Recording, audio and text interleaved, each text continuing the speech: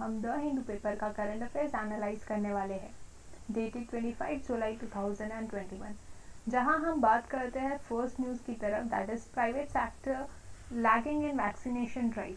अब हमें सबको पता है कि जो हमारा 75% होता है इट इज़ ऑफ गवर्नमेंट, और वहीं 25% हमारा जो प्राइवेट ने लेकर रखा है। यहाँ गवर्नमेंट जो है वो क्लेम्स लगा रही है अगेंस्ट द प्राइवेट सेक्टर कि आपने ये जो 25% कोटा लिया है आपने उसका बिल्कुल यूज़ नहीं किया है, आपने अभी तक वैक्सीनेशन लोगों तक पहुँचाई नहीं है, और ना ही आपको जो अलॉट किए जा रहे हैं आप उसको खरीद रहे हो। उसी के साथ गवर्नमेंट ने ये भी कहा है कि आपने लेते टाइम तो काफ़ी कमिटमेंट्स की थी कि हम लोगों तक जाएंगे, हम रिमोट एरियाज तक जाएंगे, बट आप तो ऐसा कुछ गए ही नहीं।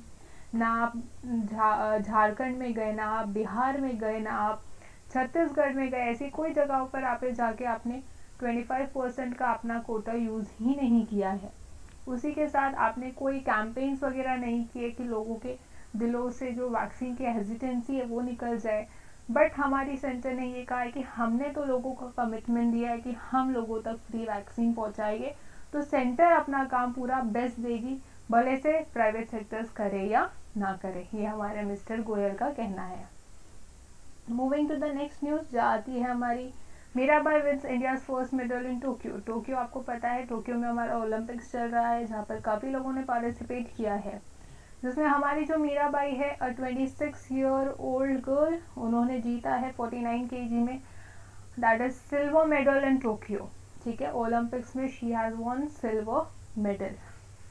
Moving to the next news, जहाँ हम बात करते हैं NGT sets up panel to look into cause of factory fire. अब यहाँ पर अगर आप देखोगे तो fire fighters douse the blaze at the manufacturing unit in Udyog Nagar, ये एक रिपोर्ट आती है जहाँ पर ये जो हमारी एनजीटी है that is national green tribunal, इनको सेटअप किया गया है, या इन्होंने एक पैनल को सेटअप किया है ताकि वो देख सके कि ये जो फायर हुई है उसका क्या कॉज है। ठीक है, जहाँ पर blaze had claim lives of 6 workers की लाइफ गई है, तो उसी के ऊपर इन्वेस्टिगेशन करने के लिए इस एनजीटी ने एक पैनल को सेटअप किया है। अब ये पैनल में काफ़ी कमिटीज़ है, जिसमें हमारे जो central pollution board control board है वो भी है, दिल्ली पोल्यूशन कंट्रोल कमेटी भी है, और उसी के साथ डिस्ट्रिक्ट एडमिनिस्ट्रेशन भी है। और ये लोग काम क्या करने वाले हैं, ये लोग इस मैटर पे इन्वेस्टिगेशंस करने वाले हैं कि फैक्ट्री में क्या चीज़ें हैं और किस तरह से ये फायर हुई है, क्या ऐसा रीजंस था, क्या ऐसा उसका इशू था कि जिस वजह से ये फायर हुई है। ओके, अब इसके ऊपर काफ़ी प्रोसीडिंग्स वगैरह होने वाली है दिस मैन्युफैक्चरिंग यूनिट में, जहाँ पर सारे कि कहीं वो लोग कोई ऑपरेशंस में ग्रीन नॉर्म्स का वायलेशन कर रहे हैं या क्या कर रहे हैं, वो सारी चीज़ों को पूरा स्टडी करेंगे। ठीक है, उसमें हमारी एक बेंच थी headed by NGT chairperson Adarsh Kumar Goyal, उन्होंने ये कहा है, before passing a final order it was necessary to have authentic information about the factual position of the nature of activity and nature of violation of law, कि किस तरह से उन्होंने green norms का वायलेशन किया है, जो हमारे लॉज आते हैं क्या उन्होंने उसका वायलेशन किया है। उसी के साथ it is also necessary to require compliance of safety के नॉर्म्स जो होते हैं एक फैक्ट्री में काफ़ी इंपॉर्टेंट होते हैं, जहाँ हम मैनेजमेंट की बात करते हैं, जहाँ हम प्रिकॉशंस की बात करते हैं for the workers, right to life है उनका, राइट टू उनको सेफ प्लेस होना चाहिए, ये सारे जो उनके राइट्स होते हैं वर्कर्स के वो एश्योरिटी देना हमारा काम होता है। उसी के साथ सेफ्टी नॉर्म्स को अवॉइड किया गया है सच इंसिडेंट्स में, और वैसा वापस कभी ना हो उसका ध्यान रखा जाएगा। ठीक है, उसी के साथ उसका रीज़न होना जाएगा कि ये जो इतना फायर हुआ है उसके क्या रीजंस है, क्यों इतना हार्ड हो चुका है कि 6 वर्कर्स की उसमें लाइफ्स गई है। Moving to the next news, जहां हम बात करते हैं centre violating Delhi's rights via lieutenant governor Sisodia. अब ये इसको आप रिलेट कर सकते हो with the relation of centre and UT या स्टेट्स ले लो। अब यहाँ पर हो क्या रहा है कि हमारे जो डिप्यूटी चीफ मिनिस्टर है मनीष सिसोदिया, उनका ये कहना है कि जो दिल्ली की गवर्नमेंट है, ठीक है, या जो सेंटर है बेसिकली लेफ्टिनेंट गवर्नर के द्वारा अपना ही सब चला रही है, तो फिर हमें क्यों इलेक्ट किया गया है, हम जो लोगों के हैं, हम लोगों के द्वारा इलेक्ट हुए हैं, तो फिर हमारा यहाँ क्या काम कि आप ही अपना पूरा कंट्रोल करोगे। इलेक्टेड मतलब क्या, अगर हमारी जो गवर्नमेंट है इलेक्टेड हुई है पीपल के द्वारा, लेकिन उसको फंक्शन करने आप नहीं दे रहे हो, तो फिर यहाँ इलेक्शंस भी क्यों कंडक्ट कर रहे हो, ये इनके क्वेश्चंस है। अब यहाँ पर हुआ ये है कि हमारी जो दिल्ली है, उन्होंने हमारे फार्मर्स के इसके ऊपर ये कहा था दिल्ली की कैबिनेट में कि वो एक लॉयर्स को अपॉइंट करेगी by Delhi government with respect to farmer agitation cases going on the court. लेकिन ऐसा हुआ नहीं, हमारे जो लेफ्टिनेंट गवर्नर है उन्होंने डायरेक्ट ये डिसीजन दे दिया प्रेसिडेंट के हाथ में, उन्होंने ये फाइल सेंड कर दी। ये उन्होंने बहुत गलत किया, उस वजह से उन्होंने अनकॉन्स्टिट्यूशनल काम किया है, ये सारी चीज़ों का एलिगेशंस आता है। जहाँ ये बोला जाता है कि एक कॉन्स्टिट्यूशनल राइट्स होते हैं जो इलेक्टेड गवर्नमेंट है उनके, वो कंटिन्यूसली वॉयलेट किए जा रहे हैं by the central government through the lieutenant governor and all the decisions are being obstructed. Okay, तो यहाँ पर यही कहा जा रहा है कि सेंट्रल गवर्नमेंट कहीं ना कहीं लेफ्टिनेंट गवर्नर के पावर के थ्रू हमारे जो इलेक्टेड गवर्नमेंट है उनके पावर्स को ऑब्स्ट्रक्ट कर रही है। ठीक है, तो जब आपको अपना ही रूल चलाना है तो what is the need for constitution, what is the need to hold up election. ये बता रहा है कि आप क्या कर रहे हो, अनकॉन्स्टिट्यूशनल अनडेमोक्रेटिक वे में काम कर रहे हो। ओके, ये उनके क्लेम्स है। Moving to the next news, जहां हम बात करते हैं Blinken will raise human rights issues. अब Blinken is basically the US secretary of state, जिनका नाम है ब्लिंकन। अब ये आने वाले हैं, इंडिया विजिट होने वाले हैं, तो यहाँ पर एक क्वेश्चन होने वाला है, यहाँ पर एक डिस्कशन होने वाला है बहुत सारे टॉपिक्स के ऊपर, जहाँ ह्यूमन राइट्स को काफ़ी मायने रखा जाएगा। क्यों human rights, why human rights? Because आप सभी ने सुना है पिगासस वायरस के बारे में और पिगासस स्पाईवेयर के बारे में, आई होप। ठीक है, अब ये पिगासस स्पाईवेयर कर क्या रहा है, सभी की डेटा कलेक्ट कर रहा है, सभी के फोन्स हैक कर रहा है और सभी का इंफॉर्मेशन ट्रांसफ़र कर रहा है, तो it is against the right to privacy. ठीक है, एक प्राइवेसी इशू प्रिवेल करता है, जहाँ एक हर ह्यूमंस का राइट है, राइट टू प्राइवेसी। ओके, तो उस वजह से ये कंसर्न उठेगा, जहाँ पर ये लोग काफ़ी कन्वर्सेशंस करने वाले हैं। ठीक है, mister Blinken is expected to arrive in new Delhi late on 27 July, और वो मीट करने वाले हमारे external affairs minister that is Jaishankar और हमारे प्राइम मिनिस्टर से। जो टॉपिक्स हमारे कवर्स होने वाले हैं इस डिस्कशन में, they are regarding too much. एक तो हमारा इम्पोर्टेंट पिगासस स्पाईवेयर होगा, उसी के साथ जो हमारे बहुत सारे बड़े बड़े इश्यूज निकल कर आते हैं, वो सारी चीज़ों पर भी डिस्कशंस होने वाला है, जैसे कि इंडो पैसिफिक हो गया, पार्टनरशिप अमॉन्ग क्वाड हो गया, और उसी के साथ कोविड-19 वैक्सीन के बारे में हो गया एशिया रीजन में, और उसी के साथ क्लाइमेट चेंज और क्लाइमेट एक्सपेक्टेशंस के अगेंस्ट भी ये टॉक्स होने वाली है।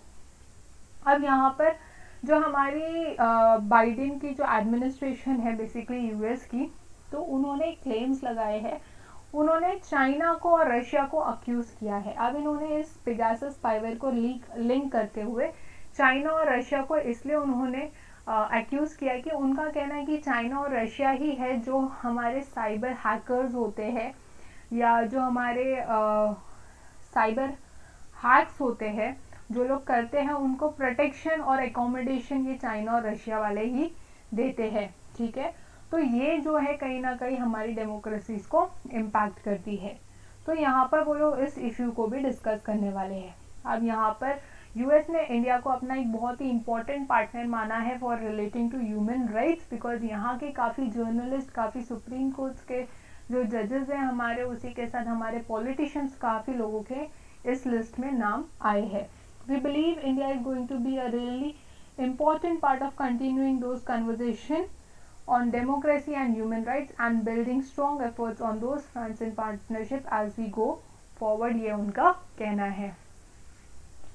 Moving to the next news, जहां हम बात करते हैं no plans for two child policy. अब ये इसके रिगार्डिंग है जो हमारी यूपी गवर्नमेंट ने एक पॉपुलेशन बिल लाया है, पॉपुलेशन कंट्रोल बिल, उसमें उन्होंने टू चाइल्ड पॉलिसी का बात की है, बट यहाँ पर सेंट्रल को जब बोला गया कि ये सेम प्रपोजल आप कर सकते हो, तो सेंट्रल ने कहा कि ऐसा कोई सेंट्रल का इरादा नहीं है कि वो ऐसा कोई प्रपोजल करे, और उन्होंने इस 2 चाइल्ड पॉलिसी को बेसिकली डिनाई कर दिया है।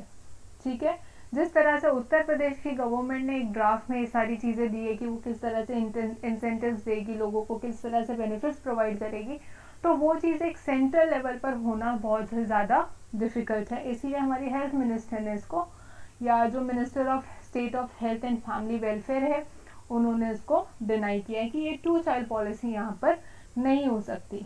ओके, अब अगर आप देखोगे तो हमारा जो इंडिया का नेशनल पॉपुलेशन पॉलिसी है वो बहुत ही लॉन्ग टर्म पे फ्रेम किया जाता है। ठीक है, जैसा हमारा अभी 2045 तक हमने टारगेट किया कि हम थोड़ा बहुत पॉपुलेशन कंट्रोल या पॉपुलेशन स्टेबलाइजेशन अचीव करेंगे। इसमें हमने काफ़ी प्लानिंग्स और काफ़ी प्रोग्राम्स को इनिशिएट किया है और कुछ हद तक हम इसके ऊपर पहुँचे भी हैं। But now the problem arises कि यहाँ पर जो हमारे प्रोग्राम ऑफ एक्शंस है, जो हमारे इंटरनेशनल एक्सपीरियंस है, उन्होंने बताया है कि एक कोहेजन क्रिएट होता है अगर आप जो चिल्ड्रंस के नंबर है उसके ऊपर आप कुछ काउंटर प्रोडक्टिव या इश्यूज या रेस्ट्रिक्शंस लगा दो, तो हमारे पास उसके बेनिफिट्स के साथ एक डिसएडवांटेजेस भी निकल कर आते हैं। जैसा कि यूपी जो गवर्नमेंट है उन्होंने 2 चाइल्ड पॉलिसी लगाया है, तो उसका एडवांटेज ये है कि हाँ उससे शायद पॉपुलेशन कंट्रोल होगा, बट वहाँ पर उसका एक दूसरी तरह से ये भी डिसएडवांटेज निकल कर आता है काफ़ी, कि जो हमारे फीमेल फ्यूटिसाइड्स है वो बढ़ने के चांसेस हो सकते हैं। उसी के साथ जो हमारे सेक्स सेलेक्टिव एबॉर्शंस है वो हो सकते हैं, because still we are living in a patriarchal society. आज भी हमारी जो इंडियन सोसाइटी है वो इतनी ब्रॉड माइंडेड नहीं है कि वो हर चीज़ों को एक्सेप्ट करे, तो there is a chances of sex selective abortion, abortment of female child and even female infanticide due to intense of son preference, all of which eventually resulted in skewed sex ratio, the minister said in a written reply. तो ये सारा data हमें ये बताता है कि इस वजह से हमारा जो सेंटर है इस पॉलिसी को इंक्लूड नहीं कर रहा है। जहाँ प्रॉज है तो वहाँ पर हमारे पास काफ़ी कॉन्स भी हमें देखने मिलते हैं। नेक्स्ट न्यूज़ जब हम बात करते हैं what are the surveillance laws in India, again this news is related to Pegasus spyware, जहाँ Pegasus spyware के बारे में थोड़ा सा बहुत ही डिटेल में बात की गई है और हमारा इंडियन लॉ इसके बारे में क्या कहता है वो बताया है। अब हमें पता है Pegasus spyware क्या है। एक NSO जो इजराइल कंपनी है उनके द्वारा बनाया गया है और उसी के साथ वो लोगों के फ़ोन्स को हैक करता है मैनुअली और खुद से भी कर सकता है, सारा डेटा वो रिकॉर्ड कर सकता है, ट्रांसफ़र कर सकता है और लोगों को एक्सप्लॉइट कर सकता है। अब ये चीज़ें वो एक्चुअली स्टार्ट हुई थी to counter the terrorism activities and everything, जहाँ पर उन्होंने अपने इस स्पाईवेयर को या अपने इस सॉफ्टवेयर को काफ़ी गवर्नमेंट्स को बेचा है। यहाँ पर हमें पता है कि NSO ग्रुप है जिन्होंने डेवलप किया है पेगासस को। अभी तक उनके 60 क्लाइंट्स हैं 40 कंट्रीज़ में, ठीक है, जिन्होंने अभी तक पूरी तरह से रिवील नहीं किया है। बट यहाँ पर अब देखा जा रहा है कि काफ़ी मिसयूज़ हो रहा है इस पेगासस स्पाईवेयर का। तो यहाँ क्वेश्चन किया जा रहा है कि इंडिया का क्या लॉ है इसके ऊपर, क्या ये मिसयूज़ होना, हमारी राइट टू प्राइवेसी का अफेक्ट होना, क्या ये सही चीज़ है, ठीक है। और यहाँ पर कौन टारगेट किए जा रहे हैं, हमारे पॉलिटिशियंस टारगेट किए जा रहे हैं, जर्नलिस्ट टारगेट किए जा रहे हैं। बेसिकली जर्नलिस्ट का press to freedom of press जो होता है वो भी टारगेट हो रहा है, वॉयलेट हो रहा है। हमारे जो जजेस हैं उनका भी जा रहा है। इवन काफ़ी अगर हम ग्लोबल लेवल पर देखें तो काफ़ी प्रेसिडेंट्स एंड प्राइम मिनिस्टर के नाम भी इस लिस्ट में इंक्लूडेड है। ओके, तो जब यहाँ एक क्वेश्चन आता है कि व्हाट डू इंडियन लॉ और लॉज आउटलाइन, तो हमें काफ़ी एक एक्ट्स देखने मिलते हैं जो ये बताता है कि किस वे में हमारा कॉन्स्टिट्यूशन किस चीज़ों को प्रोटेक्ट करता है और किसके अगेंस्ट है। सो यहाँ जब हम बात करते हैं सेक्शन 5 क्लॉज 2 की, तो जो कहता है the Indian Telegraph Act of 1885, ये कहता है कि the government can intercept a message or class of messages when it is in the interest of sovereignty and integrity of India. मतलब गवर्नमेंट के पास ये राइट है कि वो लोगों के मैसेजेस को इंटरसेप्ट कर सकता है अगर वो अफेक्ट होता है हमारे इंडिया की सोवरेनिटी को या इंटीग्रिटी को, ओके, या हमारे जो सिक्योरिटी ऑफ स्टेट को अफेक्ट होता है। तो उसी के साथ एक और एक जो हमारा लॉ है that is rule 419 of the Indian telegraph rules 1951, ठीक है। अब यहाँ पर ये कहता है कि rule 419A was added to the telegraph rules in 2007 after the verdict in the People's Union for Civil Liberties versus Union of India case 1996। अब इसमें हुआ क्या था कि हमारे जो सुप्रीम कोर्ट है उन्होंने ये कहा था कि जो टेलीफोनिक कन्वर्सेशंस होती है are covered by the right to privacy, उनका एक प्राइवेसी मेंटेन होता है which can only be breached if there are established procedures. आप उसको एक एस्टैब्लिश्ड प्रोसीजर्स के द्वारा ही कर सकते हो। आपको पता है कब कर सकते हो, अगर सोवरेनिटी और इंटीग्रिटी अफेक्ट होती है। कैसे कर सकते हो, एक एस्टैब्लिश्ड प्रोसीजर्स के द्वारा कर सकते हो, ठीक है। उसी के साथ हमारा रूल 419A ये कहता है कि जो सर्विलेंस है needs the sanction of the home secretary at the central or state level but in unavoidable circumstance can be cleared by joint secretary or officers about if they have the home secretary's authorization. मतलब यहाँ आप खुद से कुछ चीज़ें centre कर नहीं सकती है, उनको ऑथराइजेशन लेने की ज़रूरत है, ये हमारा लॉ कहता है। एक लॉ और आता है जब हमारा case Puttaswamy versus Union of India का वर्डिक्ट आया था 2017 में, जहाँ पर सुप्रीम कोर्ट ने ये भी कहा था कि the need for overnight of surveillance stating that it should be legally valid and serve a legitimate aim of government. मतलब ऐसे ही आप किसी की नहीं कर सकते, अगर वो चीज़ का आपको सर्विलेंस करने की ज़रूरत है लीगली तो ही आप वो कर सकते हो, जहाँ गवर्नमेंट को वो चीज़ बेनिफिट होगा तो ही आप कर सकते हो, ठीक है। उसी में हमारे कोर्ट ने ये भी कहा था कि अगर आपको ऐसा सर्विलेंस करना है तो you should adopt a proportional, ठीक है, you should be proportional to the need of surveillance and there should be a procedures to check and abuse of surveillance कि कोई इसका मिसयूज तो नहीं कर रहा। ये भी हमारे कोर्ट ने ऑर्डर्स दिया है। लास्ट एक और एक सेक्शन जो हमारा निकल कर आता है सेक्शन 69A आईटी का, दैट इज आईटी एक्ट 2000 जो अभी बहुत ही न्यूज़ में था, जो ये कहता है कि एक इलेक्ट्रॉनिक सर्विलेंस भी होता है, ठीक है। अब यहाँ पर ये इलेक्ट्रॉनिक सर्विलेंस गवर्नमेंट को ये पावर देता है कि वो सारा इंटरसेप्शन और मॉनिटरिंग और डिक्रिप्शन कर सके किसी भी इंफॉर्मेशन का थ्रू एनी कंप्यूटर रिसोर्स।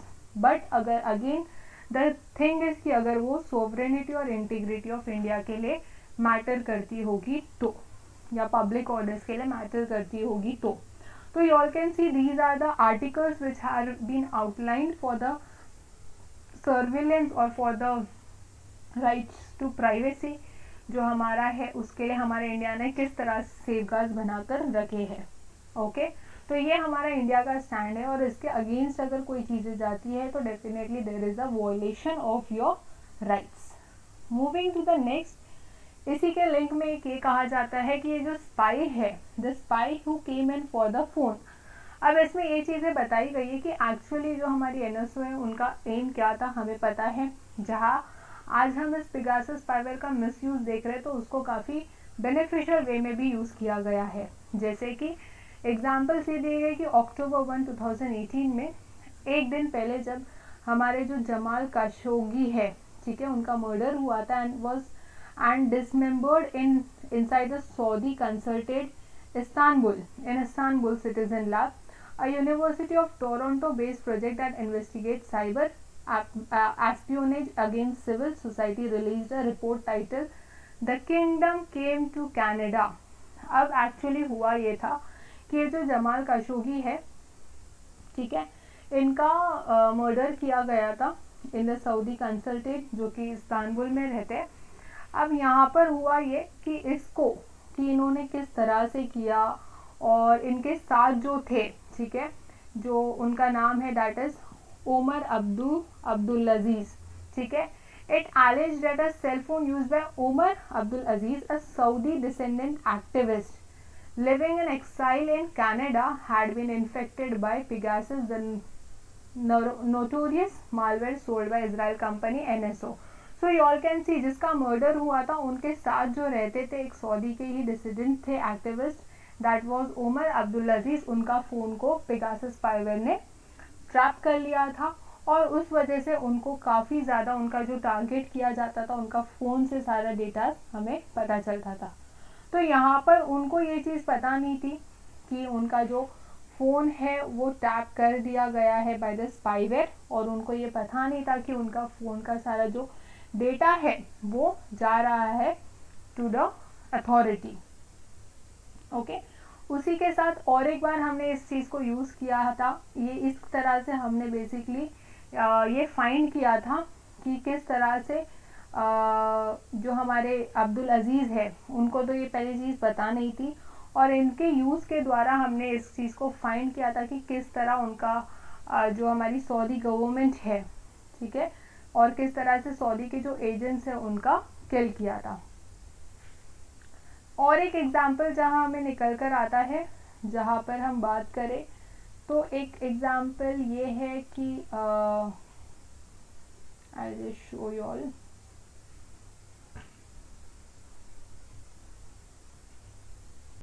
आया था, उसका मेन रीजन अगर हम देखें तो उसको था कि टेररिज्म वगैरह जो क्राइम्स वगैरह है उसको काउंटर करने। तो ऐसा नहीं है कि इसके कुछ प्रॉन्स नहीं थे, डेफिनेटली उसके कुछ काफ़ी प्रॉस थे। हम अगर इसका एडवांटेज देखें तो हमने इस पेगासस स्पाईवेयर को काफ़ी जगहों पर यूज़ किया है। जैसे कि अगर आप यहाँ पर देखोगे तो ये जो जमाल खशोगी है, बेसिकली इनका मर्डर हुआ था सऊदी कंसल्टेट में इस्तांबुल में, और उन्हीं के साथ जो इनके दोस्त थे या जो बहुत ही क्लोज फ्रेंड थे, दैट इज़ अब्दुल अजीज़, उनका जो फ़ोन था वो उन्होंने ट्रैप किया था by the Pegasus spyware. Okay, and उसी के साथ काफ़ी इंफॉर्मेशंस इनके रिलीज़ की गई थी, इनके फ़ोन से इनका डेटाबेस वगैरह निकाला जा रहा था जिसको यूज़ किया जा रहा था। और अभी अगर हम देखें तो और भी इसके हमारे पास एग्जाम्पल्स निकल कर आते हैं, जैसे कि यहाँ पर अगर आप देखोगे तो मैक्सिको में भी इसका यूज़ किया गया था पेगासस स्पाईवेयर का, जहाँ पर उन्होंने ट्रैक किया था, जो हमारी NSO है उन्होंने हेल्प किया था मैक्सिको अथॉरिटीज़ को ट्रैक करने for the movement of El Chapo Guzman. Basically it was for the drug lords, ठीक है, फाइट द ड्रग लॉर्ड्स, इनको उन्होंने हेल्प किया था, ठीक है। उसके बाद ये सब चीज़ों को देखकर काफ़ी इन्वेस्टर्स ने NSO ग्रुप में इन्वेस्ट किया था ताकि वो लोग उस चीज़ को प्रिवेल कर सके, और इस चीज़ का काफ़ी क्लाइंट्स भी बढ़ते गए हैं। ओके, एंड उसी के साथ इसका जो लाइसेंस वगैरह है, जो हमारा NSO कहता है कि उन्होंने उसी कंट्रीज़ को दिया है, अपने क्लाइंट्स को दिया है, ताकि वो लोग ये काउंटर कर सके, सारा जो ऑपरेशंस होता है, जो भी क्राइम्स होता है, ये सारी चीज़ों को काउंटर कर सके। बट रिसेंटली हम ये देख रहे हैं कि जो हमारी रिपोर्ट्स है, दैट इज़ की मीडिया कंसोर्टियम है, इनमें जो आते हैं हमारे वॉशिंगटन पोस्ट हो गए, गार्डियन हो गए, द वायर स्पेशली, ये लोगों ने रिपोर्ट्स निकाली है कि जहाँ पर बहुत सारे फ़ोन नंबर्स लीक हुए हैं। बट NSO ये कहता है कि हम इन क्लेम्स को नहीं मानते हैं, हमने ऐसा कोई गलत काम नहीं किया, हम ये एलिगेशंस अपने ऊपर नहीं लेंगे, और उसी के अगेंस्ट वो इन सभी के अगेंस्ट है कि वो लोग इस चीज़ को एक्सेप्ट नहीं कर रहे हैं। एक टाइम तो उन्होंने ये भी स्टेटमेंट दे दिया कि हम मीडिया के आंसर्स भी नहीं देंगे, हम we would no longer respond to media inquiries, ठीक है, ये भी उन्होंने रीज़न दिया। बट अभी अगर आप देखोगे करंटली, तो हमने 2-4 दिन पहले देखा था कि NSO ने एक कमेटी बिठाई है जो रिव्यू कर रही है इस डेटा को कि किस तरह से इसका यूज़ किया जा रहा है, कैसा मिसयूज़ हो रहा है, कौन कर रहा है, everything would be done. Okay, moving to the next article, जहां हम बात करते हैं where did the centre go wrong on cooperative. Again this is related to the cooperative societies जो हमारी प्रिवेल करती है। आपको याद होगा इसके ऊपर हमने एक आर्टिकल पढ़ा था, जहां हमारा जो आता है दैट इज स्टेट लिस्ट, वो बहुत मैटर करता है। स्टेट लिस्ट के अंदर ही आता है कोऑपरेटिव सोसाइटी। अभी तक ये हुआ था कि अगर आप इसकी स्टोरी सो फार देखोगे कि जो हमारे सुप्रीम कोर्ट है उन्होंने 97 अमेंडमेंट कॉन्स्टिट्यूशन अमेंडमेंट को ऑब्स्ट्रक्ट कर दिया था, उन्होंने स्ट्रक डाउन कर दिया था। उससे पहले ही गुजरात के हाई कोर्ट ने भी इस अमेंडमेंट को ऑब्स्ट्रक्ट किया है या स्ट्रक डाउन किया है। बट सेंटर का ये कहना है, सेंटर अपने डिफेंस में ये कहती है कि सेंटर ने ऐसा कोई काम नहीं किया है जिसकी वजह से कोई अनकॉन्स्टिट्यूशनल वे हुआ है, जिसकी वजह से जो स्टेट्स है उनका कुछ हार्म हुआ है या उनके स्टेट लिस्ट को कोई अफेक्ट हुआ हो।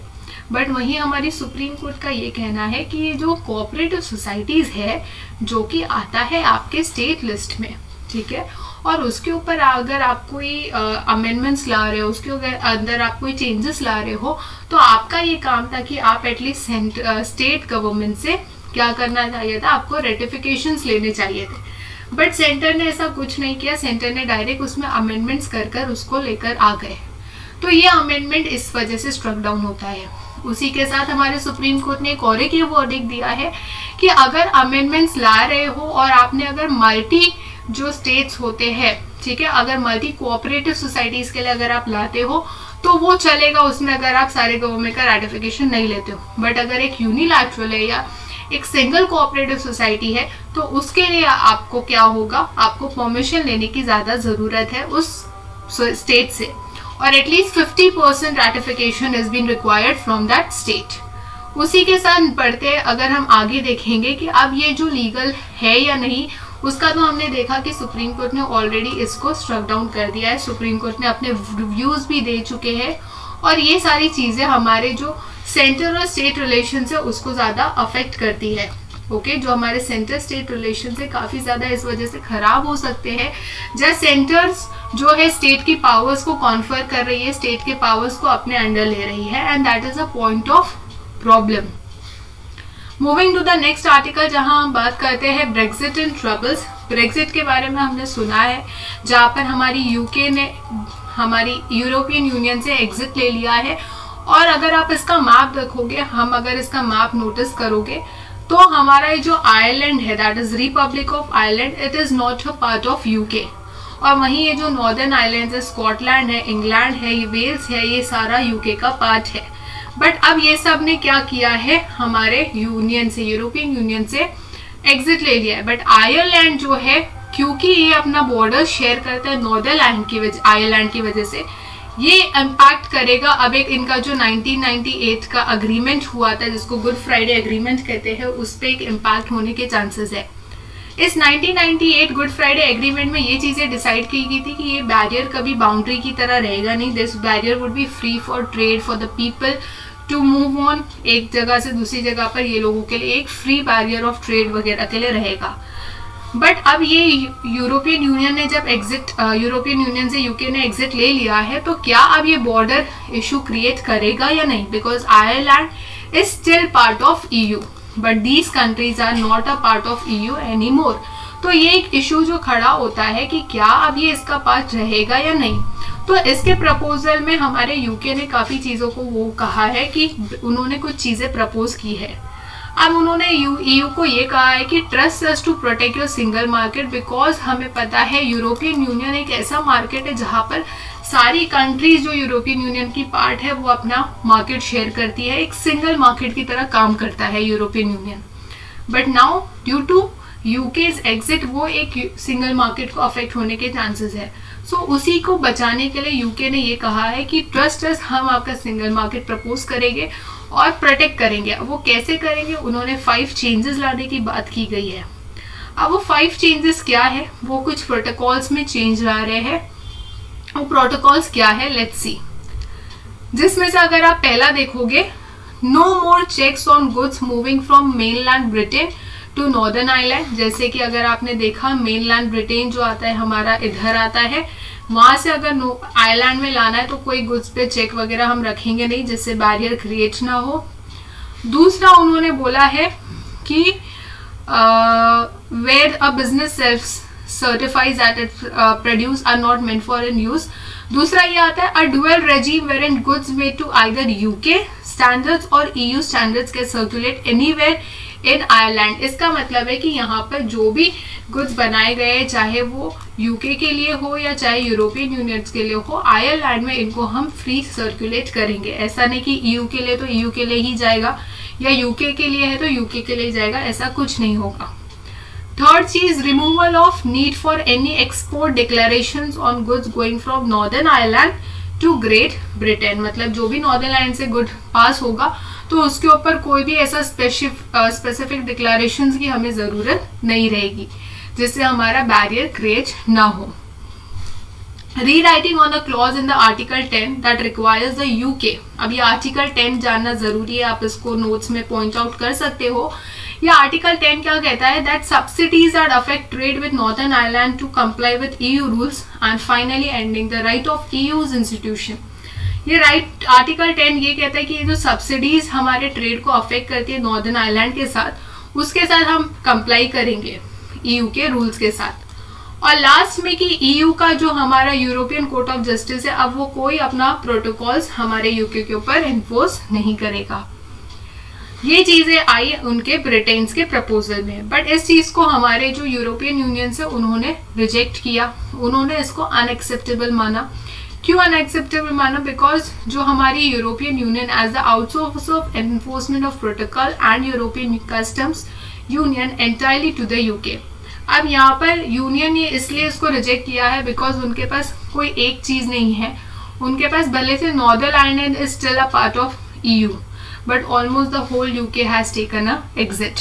ठीक है, तो यहाँ पर एक दो साइड सोल्यूशन की हमें जरूरत है, जहाँ पर EU भी अपना एक सोल्यूशन डाले और यूके भी, और उसके साथ एक जो आता है हमारा नॉर्दर्न आयरलैंड। तो यहाँ पर हमें दोनों तरफ से टॉक्स की जरूरत है। अगर टॉक्स होती है तो एक सोल्यूशन निकल सकता है अच्छी तरह से, बट अगर टॉक्स नहीं होती है तो वहां पर एक unilateral suspension will be a part of it, जहां पर खुद वो अपने आप से एग्जिट ले लेगा।